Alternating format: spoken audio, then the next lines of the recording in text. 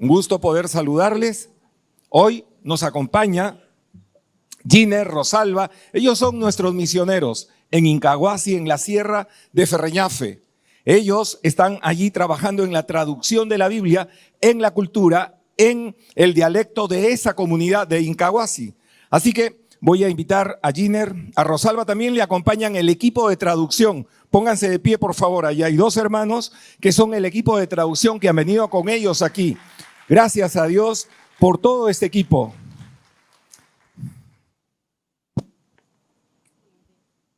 Giner. A Giner lo conozco desde los 15 años aproximadamente. Él llegó siendo adolescente a esta iglesia y quería preguntarte, ¿cómo así tomaste tu decisión por Cristo y decidiste congregarte finalmente en esta iglesia? Es un gusto poder saludarles, hermanos. Siempre es de ánimo estar aquí de regreso en casa. Y bueno, yo me convertí a los 15 años, 14, 15 años, me convertí en mi casa. Y comencé a buscar un lugar donde congregar. Y pasando un día por aquí, por la iglesia, ¿verdad? Vi, ¿verdad? Y me enteré acerca de las reuniones de adolescentes. Y ahí una de las primeras personas que vi cuando entré fue el pastor Richard, ¿verdad? Y así llegué a la iglesia.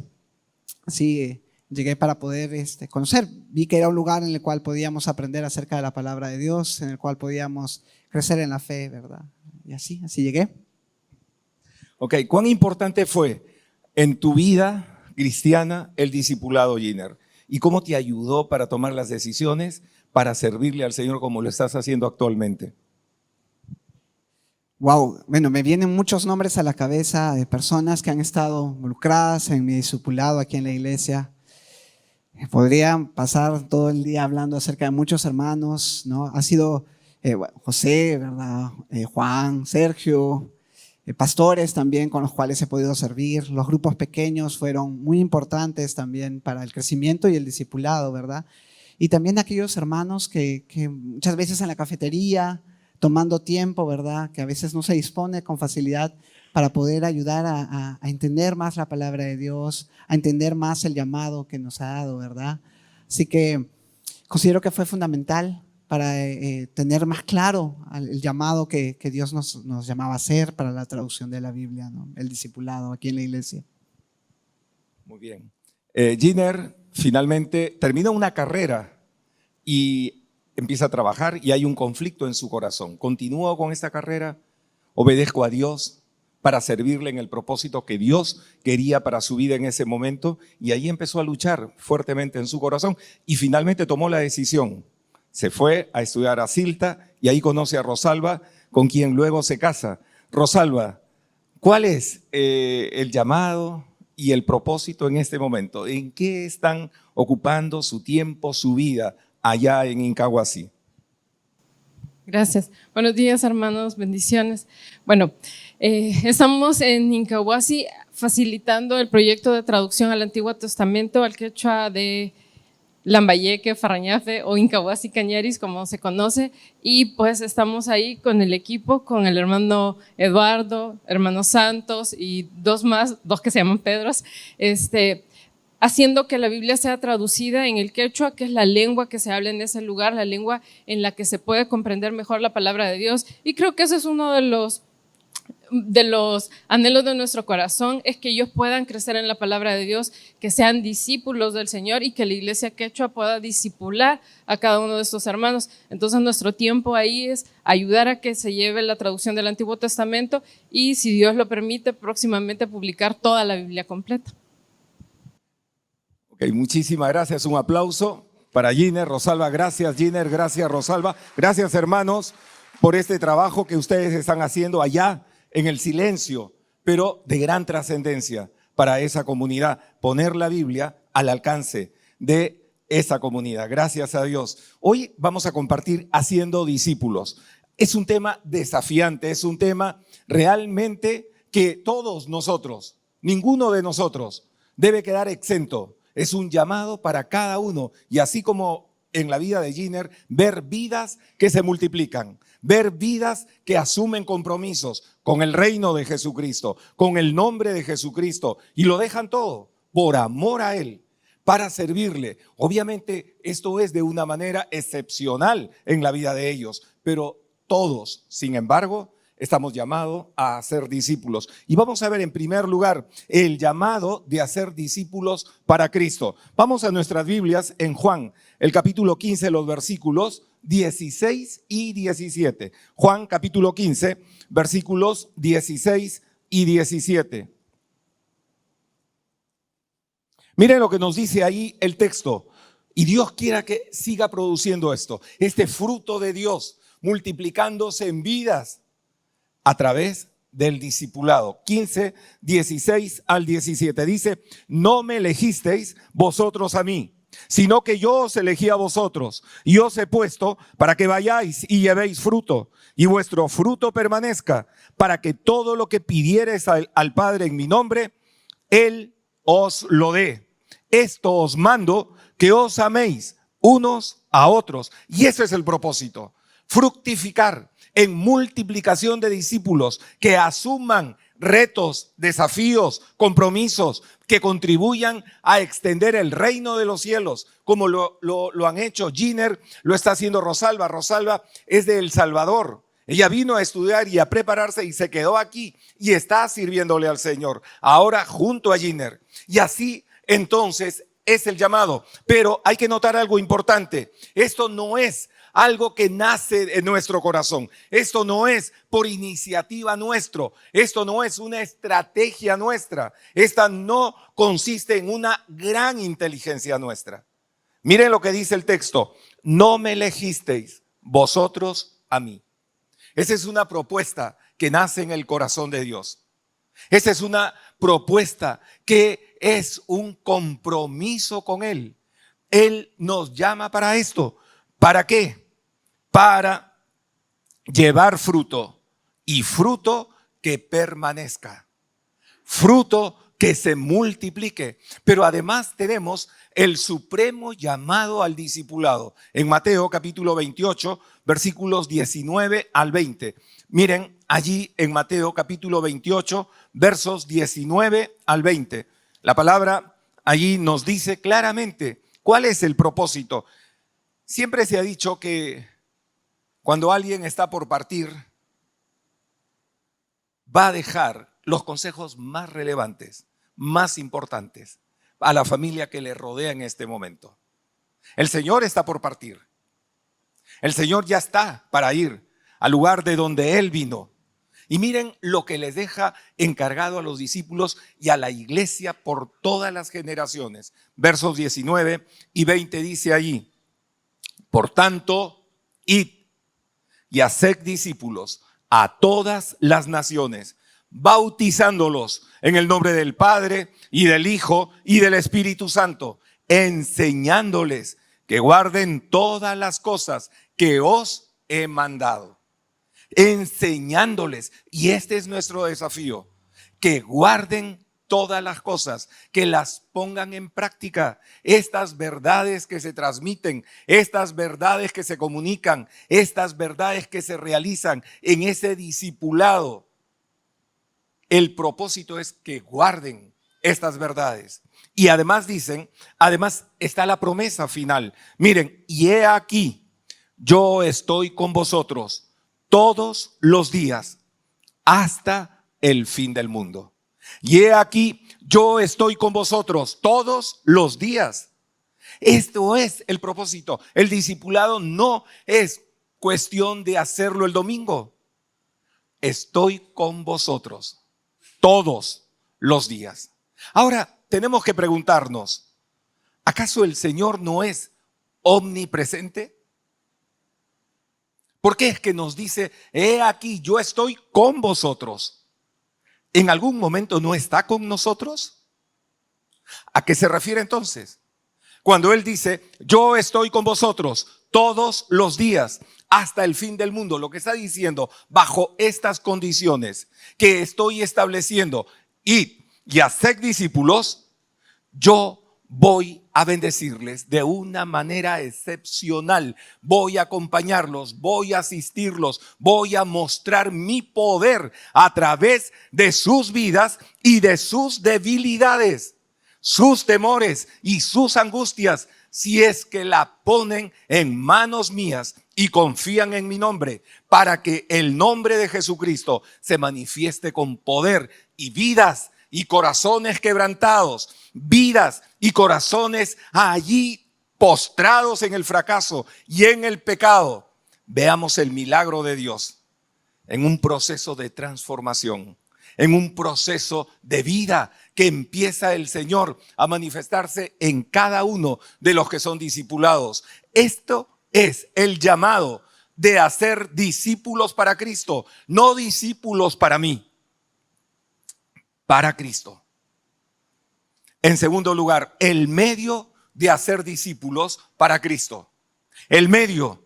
Obviamente el Señor nos ha dejado recursos espirituales y no son nuestra, y no es cuestión de nuestra inteligencia, no es cuestión de nuestras estrategias, no es cuestión de nuestro dinero, es cuestión del poder de Dios, del plan de Dios. Si estás dispuesto y estás dispuesta a confiar en su nombre y poner toda su vida en él. Estos son los recursos que Dios nos ha dado. En primer lugar, la oración de intercesión. La oración de intercesión. Vamos a Filipenses, el capítulo 1, versículos 3 al 6. Miren lo que nos dice allí el apóstol Pablo en Filipenses, capítulo 1, versículos 3 al 6. Filipenses, entonces 1, 3 al 6. Nos dice allí: doy gracias a mi Dios. Doy gracias a mi Dios siempre. Hay que subrayar la palabra siempre. Siempre que me acuerdo de vosotros. Siempre, el énfasis.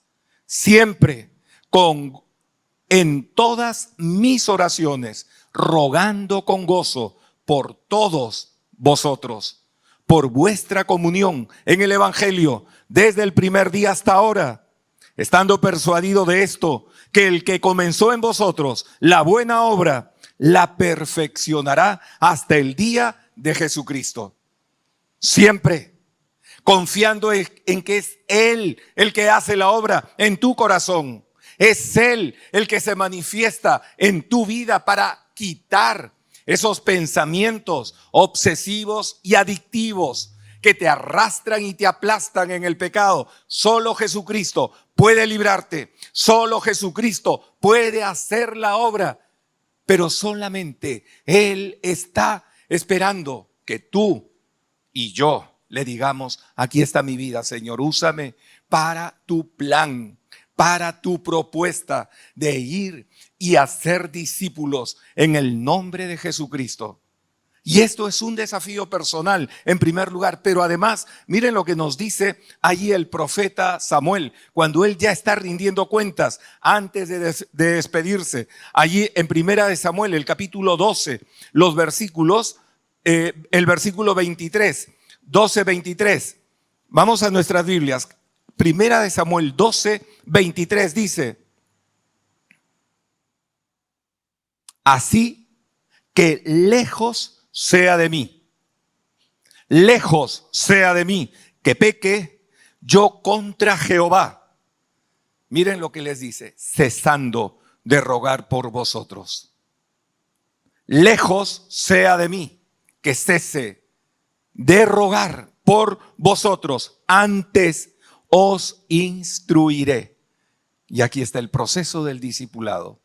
No solamente es la oración, es la instrucción, la enseñanza de la palabra. Os instruiré en el camino bueno y recto. Pero este es un desafío para cada uno de nosotros. Si queremos asumir este reto, tenemos que asumir el compromiso completo. Siempre alguien que realmente empieza un trabajo de discipulado tiene un conflicto en su corazón, un conflicto de trabajar en el silencio de Dios, acompañando vidas en esa forma solitaria, o buscar la popularidad. Y el populismo es algo que hoy está ganando el corazón de muchísima gente. Y por buscar justamente estos apetitos del corazón, abandonan el trabajo del discipulado. Y esto es el principal desafío, la oración de intercesión en el secreto con Dios, poniendo la vida de estas personas, poniendo las debilidades de estas personas, poniendo sus temores y sus angustias delante de Dios en el nombre de estas personas para que Dios manifieste su poder. No es nuestro, es de Él. Y Él usa solamente nuestras vidas débiles, frágiles, para bendecir la vida de otros. La oración de intercesión. En segundo lugar, la instrucción a través de la palabra. La instrucción a través de la palabra. Hechos, el capítulo 20, versículos 29 al 32. Hechos, capítulo 20, versículos 29 al 32. Miren lo que allí nos dice la palabra. Porque yo sé, dice el apóstol Pablo, él ya está despidiéndose de la iglesia de Éfeso. Está camino para Jerusalén y probablemente muchas acechanzas de los judíos le espera ya. Pero él está encomendando de esta manera a la iglesia y les dice: yo sé que después de mi partida entrarán en medio de vosotros lobos rapaces que no perdonarán al rebaño, y de vosotros mismos se levantarán hombres que hablen cosas perversas para arrastrar tras sí a los discípulos. No para Cristo, sino para sí, para el ego, para su autogratificación, su propia satisfacción. Dice, para arrastrar tras sí a los discípulos. Por tanto, velad, acordándoos que por 3 años, de noche y de día, no he cesado de amonestar con lágrimas a cada uno. Y ahora, hermanos, os encomiendo a Dios y a la palabra de su gracia, que tiene poder para sobreedificaros y daros herencia con todos los santificados. Os encomiendo a Dios y a la palabra. Ahí está. ¿Para qué? Miren lo que nos dice, que tiene poder. ¿Para qué? Para sobreedificarnos, para establecernos, para constituirnos, para fortalecernos y darnos herencia con todos los santificados. Esto en primer lugar, pero además el apóstol Pedro, en Primera de Pedro, el capítulo 1, vamos a Primera de Pedro, el capítulo 1, los versículos 22 y 25. Primera de Pedro, capítulo 1, 22 al 25. Ahí el apóstol Pedro nos dice, miren, habiendo purificado vuestras almas, no solamente por ser oidores de la palabra, el proceso de la santificación, el proceso de la purificación de la mente y del corazón de personas que vienen aturdidas, que vienen con problemas adictivos, que vienen con problemas de angustia, de ansiedad y sed de venganza, odios, resentimientos, ahí enquistado en el corazón. Lo que hace la palabra de Dios cuando tú y yo tomamos la firmeza de obedecerla, mira lo que dice, habiendo purificado vuestras almas, ¿por medio de qué? De la obediencia a la verdad, mediante el Espíritu, para el amor fraternal no fingido, amaos unos a otros entrañablemente de corazón puro, siendo renacidos, no de simiente corruptible, sino de incorruptible, por la palabra de Dios, que vive y permanece para siempre. Amén. Esta es la palabra. No consiste en mis criterios, no consiste en mi inteligencia o experiencia. Es la exposición de la palabra a una vida que viene y empieza en este proceso, pero tiene que haber una disposición en el discípulo. Un discípulo es una persona que está dispuesta a aprender, pero no solamente a aprender, está dispuesta a obedecer. Y ahí está la clave para el proceso de la transformación. Ahí está la clave para el proceso de la renovación. Ahí está la clave para el proceso de la santificación de la vida de un creyente. No solamente ser oidores de la palabra, sino ser hacedores de la palabra. En segundo lugar, pero en tercer lugar, el ejemplo a través de nuestras vidas. El discípulo o el discipulador es una persona no solamente que comunica conocimiento de mente a mente, sino también comunica vida. Comunica todo lo que hay en esta persona. Prácticamente esta persona se vacía totalmente en la vida del otro. Y el otro puede verte. Y el otro también puede aprender de lo que tú le enseñas al verte que tú estás también poniendo en práctica lo que estás enseñando. Y esto demanda de hombres y mujeres que decidan poner sus vidas en las manos de Cristo y hacer un compromiso de decir: Señor, toma mi vida, úsame para que tu nombre sea glorificado y más discípulos sean instruidos en el conocimiento de la palabra para la gloria de tu nombre. Vemos entonces en el ejemplo. Vamos a Hebreos. Tenemos el ejemplo supremo. Miren, de Jesucristo. Hebreos, el capítulo 5, los versículos 7 al 10. Hebreos 5, versículos 7 al 10. ¿Qué nos dice allí la palabra?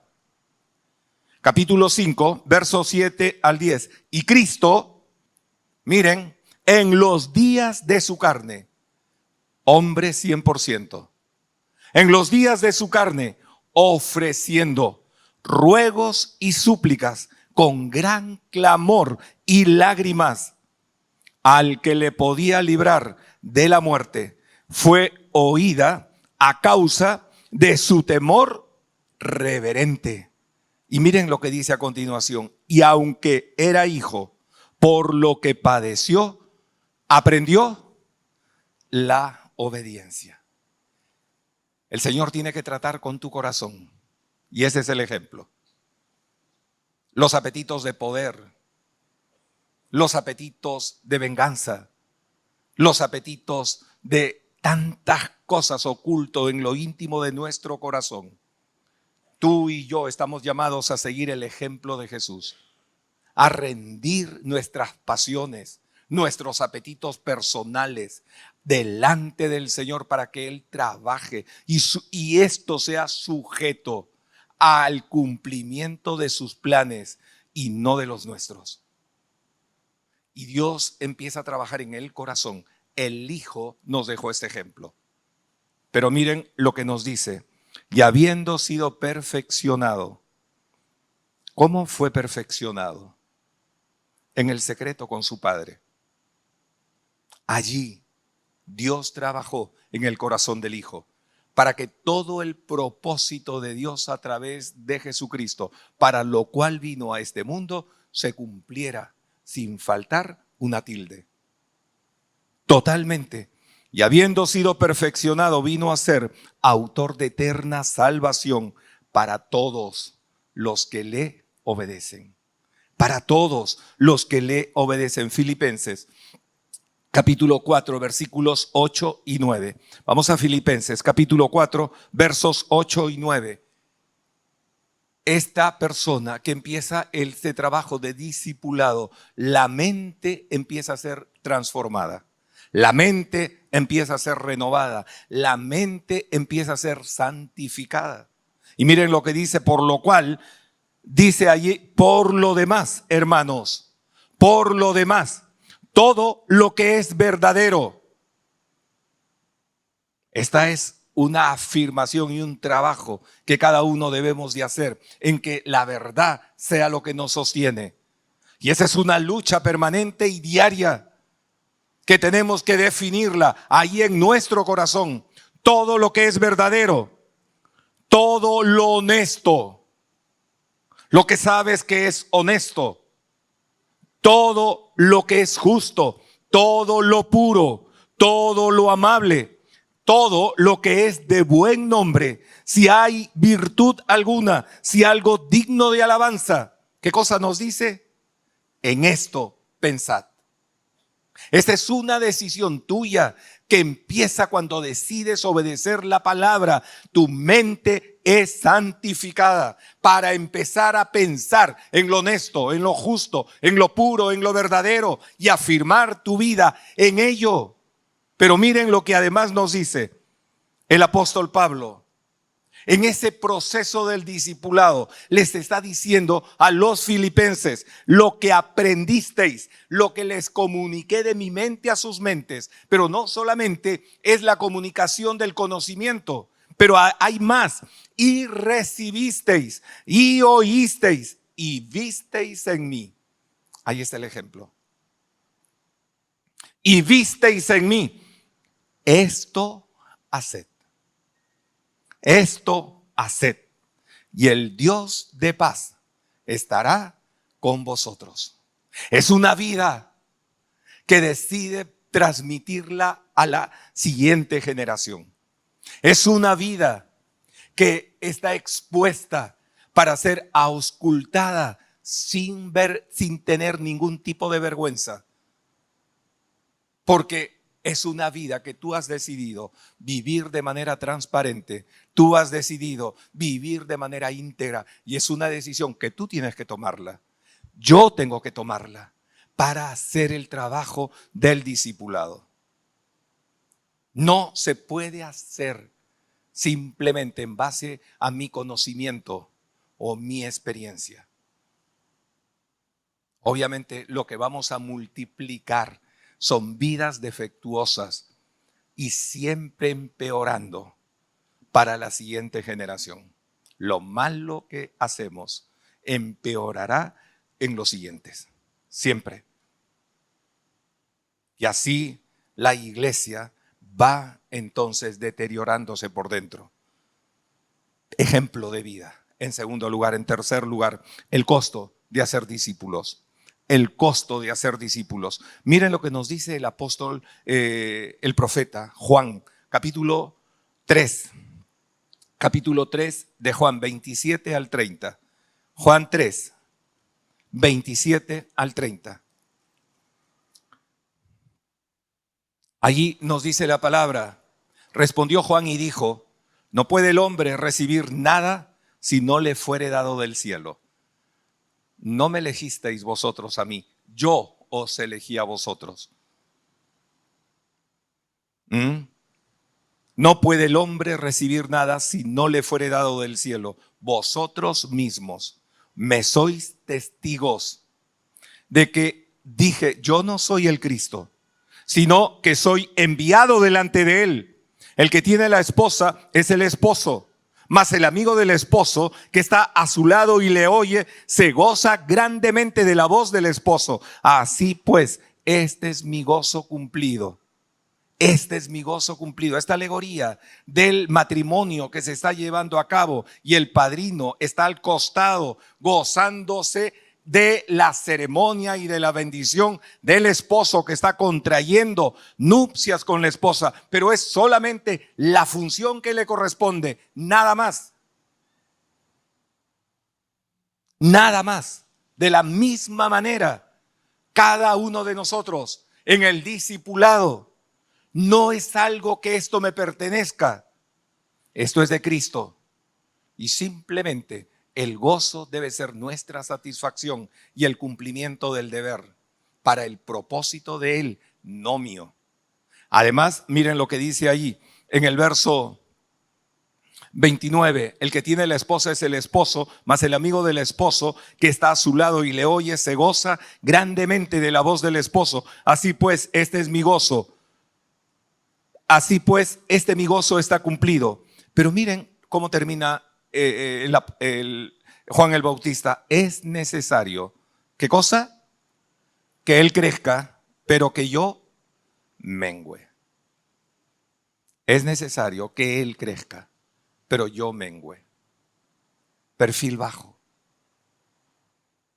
Él sabía que no tenía que tomar protagonismo, No tenía que buscar popularidad.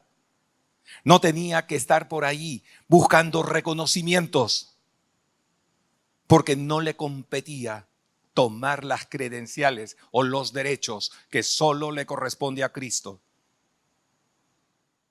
Y este es el llamado, el costo que debemos estar dispuestos a vivir en el proceso del discipulado.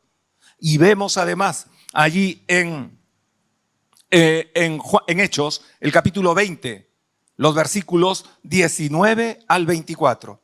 Hechos, capítulo 20, 19 al 24. Miren, ya el apóstol, como dije, está despidiéndose. Pero ahora el apóstol dice en el verso 19 al versículo 24, la forma como llevó a cabo su servicio. Él está rindiendo cuentas a la iglesia en Éfeso y les está diciendo, sirviendo al Señor con toda humildad y con muchas lágrimas. Miren las credenciales del servicio. Sirviendo al Señor con toda humildad y con muchas lágrimas y pruebas que me han venido por las acechanzas de los judíos, de los de adentro, no de los de fuera. Y como nada que fuese útil, he rehuido de anunciaros y enseñaros públicamente y por las casas, testificando a judíos y a gentiles acerca del arrepentimiento para con Dios y de la fe en nuestro Señor Jesucristo. Ahora he aquí ligado yo en espíritu, voy a Jerusalén sin saber lo que allá me ha de acontecer, salvo que el Espíritu Santo por todas las ciudades me da testimonio diciendo que me esperan prisiones y tribulaciones. Pero miren cómo concluye, pero de ninguna cosa hago caso, ni estimo preciosa mi vida para mí mismo, con tal que acabe mi carrera con gozo y el ministerio que recibí del Señor Jesús para dar testimonio del Evangelio de la gracia de Dios. Ahí está consciente, tribulaciones, sufrimiento, pruebas, acechanzas. Pero Pablo tiene puesta la mirada en Jesucristo. Y de ninguna de estas cosas hace caso. De ninguna de estas cosas lo intimida para continuar en el propósito que Dios lo llamó. Y ese es el costo. ¿Cuántas veces por cobardía damos un paso atrás? Y en Apocalipsis, cuando luego el Señor habla de que habrá gente que será lanzada al lago de fuego y azufre, ¿saben cuáles son? ¿Cuál es el primer grupo de personas que será lanzada? Dice que serán lanzados en primer lugar los cobardes. Los cobardes. La cobardía, el temor. Es lo que vemos que hace que la gente no tome compromisos. Quiere huir a la prueba, al sufrimiento, a la acechanza, que no va a faltar. Pero cuando uno sabe quién te llamó y para qué te llamó, uno, como Pablo, tiene que decir, no hago caso de ninguna cosa, ni estimo preciosa para mí mismo mi vida, con tal que acabe mi carrera con gozo. Amén. Es el costo que tenemos que asumir. Y por último, el propósito de hacer discípulos para Cristo. El propósito. Vamos a Efesios capítulo 4, versos 12 al 14. ¿Para qué hacemos discípulos? ¿Cuál es el propósito? Obviamente el apóstol nos lo dice ahí en Efesios, el capítulo 4, los versos 12 al 14. Dice allí, a fin, miren el propósito, a fin de perfeccionar a los santos, perfeccionar a los santos para la obra del ministerio. Esto hay que subrayarlo. No es para que tengan más conocimiento. No es para llenar la cabeza de información. perfeccionamos a los santos en ese acompañamiento del discipulado. ¿Para qué? Para la obra del ministerio. Mis hermanos, si vamos a asumir el costo, tenemos que saber ambas partes. Que te preparo e invierto tiempo para que tú le digas al Señor: aquí está mi vida, Señor, úsame en tus propósitos. No solo para tener conocimiento, engreírme a mí mismo de lo mucho que sé. Allí dice en el verso: a fin de perfeccionar a los santos para la obra del ministerio, para la edificación del cuerpo de Cristo, no para dividirla, no para dañarla, sino para edificarla. Tu trabajo debe de contribuir para la unidad y la armonía de la iglesia. Edificarla. Además dice: hasta que todos lleguemos a la unidad de la fe y del conocimiento del Hijo de Dios, a un varón perfecto, a la medida de la estatura de la plenitud de Cristo, para que ya no seamos niños fluctuantes, llevados por doquiera de todo viento de doctrina, por estratagema de hombres, para engañar, que para engañar emplean con astucia las artimañas del error. Claro, disfrazan la maldad de sus corazones con una aparente bondad para hacer cautivo y arrastrar discípulos tras sí, y no para Cristo. Y esto es en primer lugar el propósito, pero además Timoteo, capítulo 2, versículos 1 y 2. Vamos a segunda de Timoteo. Segunda de Timoteo, capítulo 2, versículos 1 y 2. Miren lo que nos dice ahí el apóstol. Tú, pues, hijo mío, llega en este proceso del discipulado a generarse un vínculo afectivo tan profundo que él puede expresar de esta manera por el amor que le tiene a quien está discipulándolo. Tú pues, hijo mío, esfuérzate en la gracia que es en Cristo Jesús. Otra vez el ejemplo: lo que has oído de mí, lo que has visto de mí, lo que has oído de mí ante muchos testigos. ¿Cuál es el propósito? Esto encarga en primer lugar a hombres fieles, fidelidad. En segundo lugar, que sean idóneos, idoneidad. Fidelidad, idoneidad. Aquí no podemos alterar el factor de si no se altera el producto. Totalmente se altera. No podemos poner la idoneidad por encima de la fidelidad. Fieles en primer lugar, idóneos en segundo lugar. Dice allí: testigos, esto encarga a hombres fieles que sean idóneos. ¿Para qué? Para enseñar también a otros. Para enseñar también a otros. ¿Cuán dispuestos estamos a decirle: Señor, aquí está mi vida, tómala, úsame? A volcar mi vida, mi corazón, toda esa experiencia que has tenido con el Señor en tu caminar de tu vida cristiana, y poder transmitirla y ponerla al servicio de los demás, para que los demás tengan la mirada puesta en Jesucristo y caminen de la misma manera. ¿Cuántos están dispuestos? En esta mañana vamos a orar. ¿Qué les parece? Inclinamos nuestras cabezas y le decimos: Señor, gracias. Gracias por tu palabra. Gracias por tu amor. Amado Dios, gracias, Señor. Gracias, Dios de los cielos. Bendito eres tú, Señor, por esta salvación tan grande que tú nos has dado. Por tu amor, Señor, tu pura gracia estamos delante de ti de pie. Y Padre, hay tanta necesidad en tu iglesia. Hay tantas personas que en sus corazones están quebrantados, heridos por el pecado, Señor. Oh bendito Dios, pon en nuestros corazones compasión, amor por el cuidado de tu iglesia.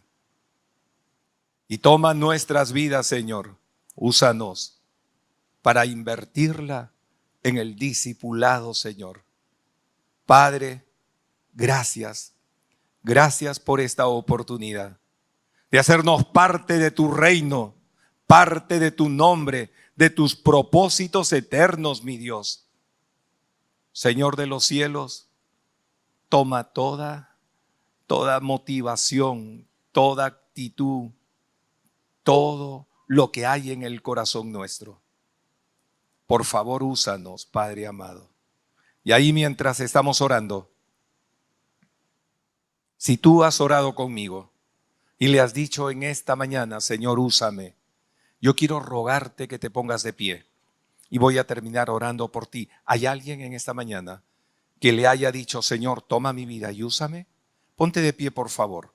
Solamente voy a orar por ti. Que el Señor te bendiga. ¿Alguien más? Que Dios la bendiga. ¿Alguien más? Que el Señor te bendiga. ¿Alguien más? Arriba, que Dios les bendiga. ¿Alguien más? Que Dios te bendiga. Que el Señor le bendiga. ¿Alguien más? Que el Señor le bendiga. Que Dios le bendiga. ¿Alguien más? Esta es una decisión, es un compromiso. Que Dios le bendiga. ¿Alguien más? Arriba. ¿Cuántos estamos dispuestos? Que Dios les bendiga a cada uno de los que están de pie. Y aún los que están luchando en su corazón. Que Dios los persuada en su amor. Vamos a orar. Padre, a ti te damos toda la gloria, todo el honor, toda la alabanza, Señor, porque eres tú, mi Dios, quien cumple el propósito, Señor, de tus planes a través de nuestras vidas. Pongo la vida de mis hermanos, Señor, en tus manos, Padre amado. Dios de los cielos, bendícelos, desafíalos. Padre, obra a través de ellos y de sus debilidades para manifestar tu amor y tu poder en la vida de otros, Señor, para que tú empieces este proceso, mi Dios, de transformación, de santificación y multiplicación de discípulos, Señor. Padre, te lo ruego, mi Dios, bendito eres, Señor, oramos a ti en el nombre que es sobre todo nombre, el nombre de nuestro Señor Jesucristo.